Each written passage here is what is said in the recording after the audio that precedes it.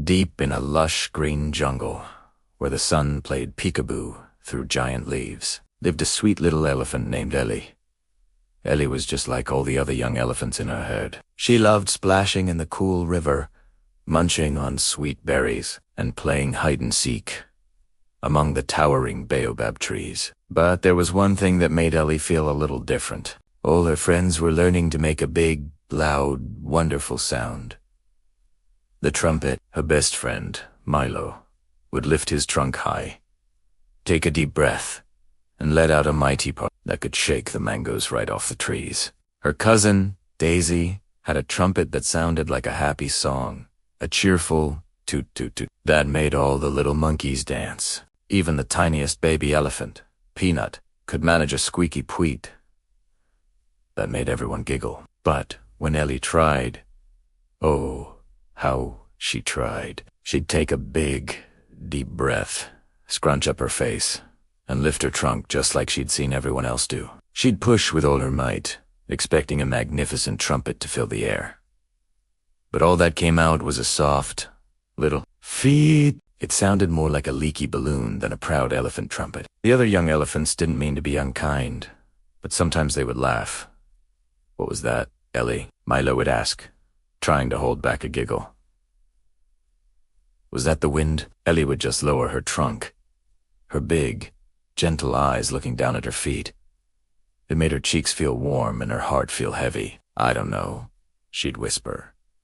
"It's the best I can do." One afternoon, the herd's wise old matriarch, Grandma Ilara, noticed Ellie sitting by herself under a large acacia tree, looking sad. Grandma Ilara's skin was wrinkled with stories and her eyes held the wisdom of 100 rainy seasons. She walked over slowly, her large feet making almost no sound on the soft earth.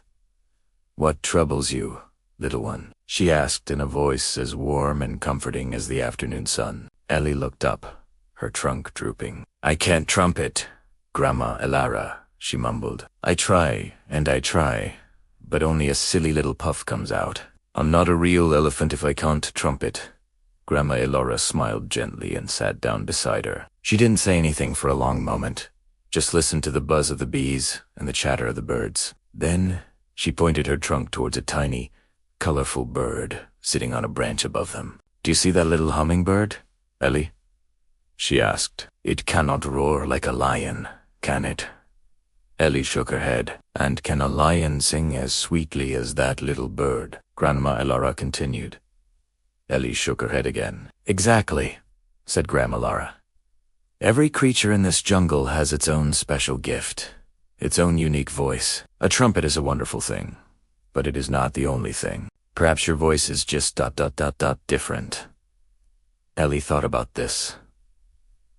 A different voice. What could that mean? The next day, the jungle was abuzz with excitement. It was the annual Great Jungle Parade, where every animal group showed off their special talent. The monkeys performed incredible acrobatics, swinging from vine to vine. The parrots sang in a colorful, squawking choir. And, of course, the elephants were preparing for their grand finale, the Trumpet Symphony. Ellie's heart sank. The symphony was the most important part of the parade for the elephants. She tried to hide behind a big fern, hoping no one would notice her. But Milo found her. "Come on, Ellie.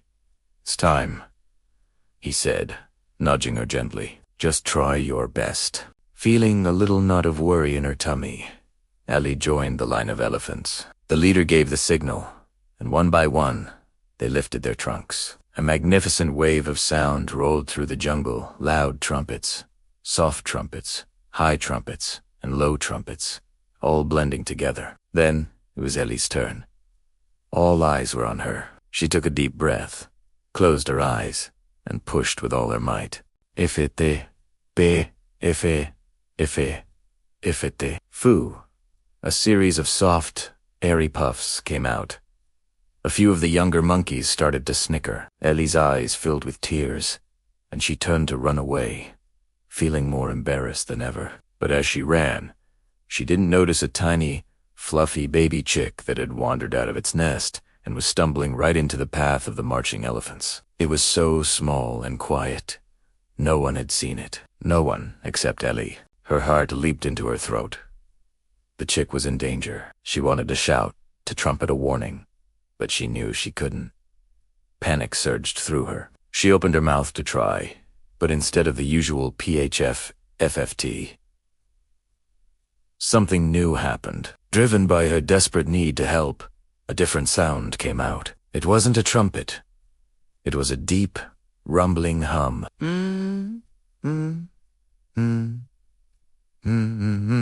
The sound was low and vibrated through the ground. It wasn't loud like a trumpet, but it was powerful in its own way. The lead elephant, who was just about to take another step, felt the strange vibration in his feet. He paused, confused, and looked down. He saw the tiny chick, chirping in fear right under his foot. He quickly stepped back, his eyes wide. The whole parade stopped. The low, rumbling hum continued as Ellie kept her focus on the chick, warning everyone to be careful. The mother hen, who had been frantically searching for her baby, heard the commotion and rushed over. She clucked thankfully, nudged her baby back towards their nest, and gave Ellie a grateful little nod. Everyone was silent.